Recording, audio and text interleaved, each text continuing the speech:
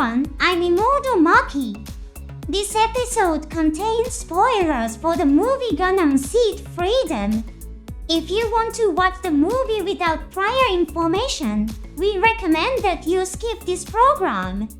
Shinn, the protagonist of Gundam Seed Destiny, saw his family killed in front of his eyes, and the life of Stella Lucer, a girl he met by chance, taken away by the war. After enduring much suffering and experience, he becomes a mobile suit pilot for the peacekeeping organization Compass. Knowing the pain and folly of war, Shinn strives to extinguish the flames of battle by piloting the Immortal Justice Gundam. This spoiler contains a lot of information. Let's analyze the opening footage of the movie released by Japan's official media and the content of the music video released by Takanori Nishikawa. Let's analyze the improved fighting techniques of the adult Shinn. In my program, we'll explore the hidden stories within the Gundam series. Learn the fighting techniques of powerful pilots and reflect them in your skills. Emergency call. A destroyer Gundam is approaching your city. Press the subscribe button to activate the Immortal Justice Gundam. If you can master the tactics of Shinn that we're about to discuss, you can surely win. I wish you good luck. In fact, there is a scene in the movie where Shinn suffers a major defeat. It happens during the night of a party thrown by the Foundation Kingdom to welcome the Compass. Luna Maria is lying sideways in bed with her arms crossed and says in an annoyed tone, "Stupid Shinn, childish." In the next scene, Shinn is seen sitting under the night sky, sighing. Many fans did not know what this scene was about. Many thought it might have been a trivial argument. However, an interview in Animage magazine revealed the details of this scene. Kenichi Suzumu, the voice actor of Shinn, shared the instructions he received from director Mitsuo Fukuda. Shinn tried to spend a romantic night with Luna Maria and approached her. However, he failed. That's why Luna Maria is in a bad mood. It seems that Shinn's fighting skills still had room for improvement. This aspect might not be the best to take inspiration from. Of course, it might be unfair to expect such skills from him after he lost his family in the war and fought on the front lines. Let's interpret this as Shinn gradually returning to a more human way of life and watch over him. At the beginning of the movie, Shinn is a member of the Mobile Suit Squadron under Kiro's command, challenging the army of Blue Cosmos. Blue Cosmos attacks the city, taking the lives of defenseless civilians. It's the same situation as when Shinn lost his family in Nord. The older Kira gives Shinn his defensive duty. Aggressive attacks against the enemy are handled by Kira and the Rising Freedom, while Shinn and the other campus members focus primarily on defense. Kira draws the enemy's attention with flashy aerial maneuvers. The Destroy Gundam's beam cannon fires into the sky, targeting the Rising Freedom.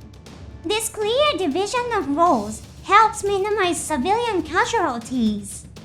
How did Shinn act in the face of the ruthless Blue Cosmos? Among the Blue Cosmos forces was the Destroy Gundam that had toyed with Stella's life. Let's watch their actions carefully. Despite the presence of the mobile suits they attack civilians with beam rifle. This is no longer a military operation, but a clear act of massacre. The Shinn of the past may have disobeyed orders and engaged in combat. On this battlefield, however, Shinn is following Kiro's orders and acting to protect the lives of civilians. This clearly shows his growth. Shinn releases the Shield of Justice to protect civilians and places it on the ground. The Immortal Justice's shield contains a powerful beam saber capable of emitting a beam strong enough to destroy the anti-beam called Shield of the 105 Dagger. However, Shinn uses this shield to protect civilians. In the final battle of Sea Destiny, Athran asked Shinn, "Is the power you want really meant to be used like this?" What Shinn really wanted was the power to protect. Instead of destroying enemies with powerful weapons, Shinn wants to use this power to protect the weak. Shinn's family was lost to merciless attacks. No one was there to protect them. Perhaps Shinn saw his past self in the freeing civilians. Remembering his sister and family lost to the flames and preventing that suffering from being repeated may have been his form of justice. Simply defending with a shield is not enough to save lives. Shinn defeats the Blue Cosmos mobile suits. A 105 dagger is neutralized with its head destroyed. Another approaching 105 dagger is also neutralized in a single strike, both having their heads destroyed in a single blow. It's clear that Shinn respects Kiro's philosophy and fighting techniques. He has stopped destroying enemies out of hatred.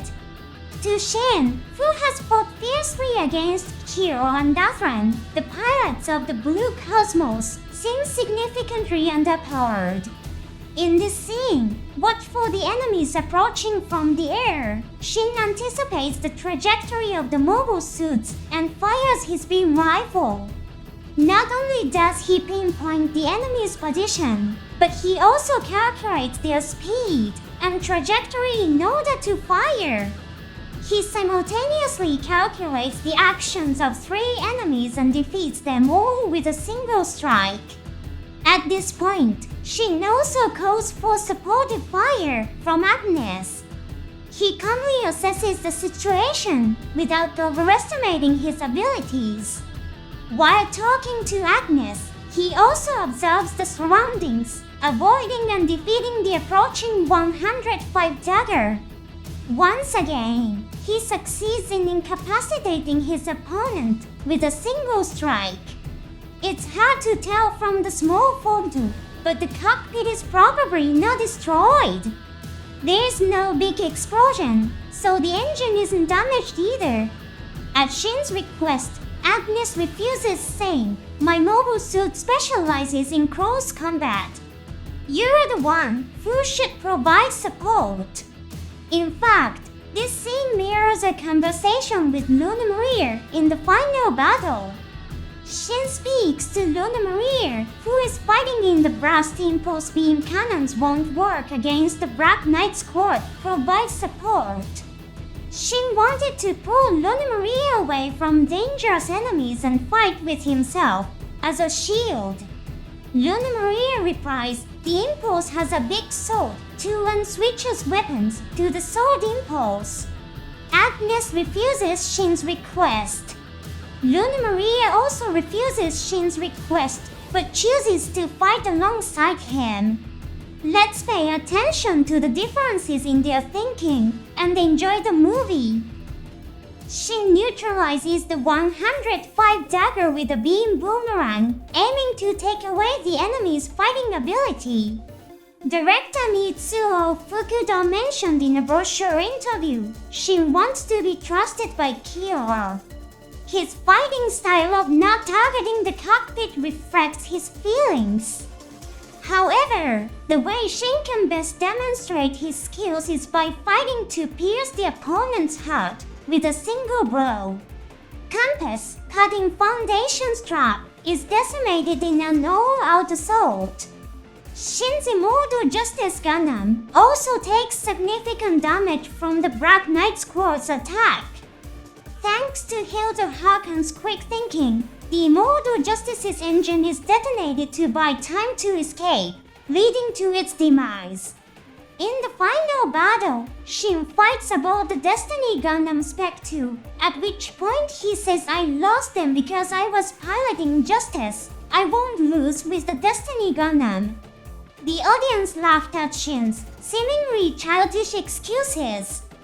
However, Shinn, about the Destiny Gundam, destroys the Black Knight Squad. It seems that Mr. Fukuda's statement was correct. However, Shinn's heart, which strives to adapt to Kiro's fighting style and philosophy even at the expense of his preferred method, can also be seen as growing. It's a portrayal that lets us feel his pure heart, trying not just to reject others, but to reach out. Though it seems he failed to get closer to Luna Maria. Surely, after the final battle, Shinn will execute a strategy that will pierce Luna Maria's heart in one fell swoop. Let's all support his efforts. See you next episode.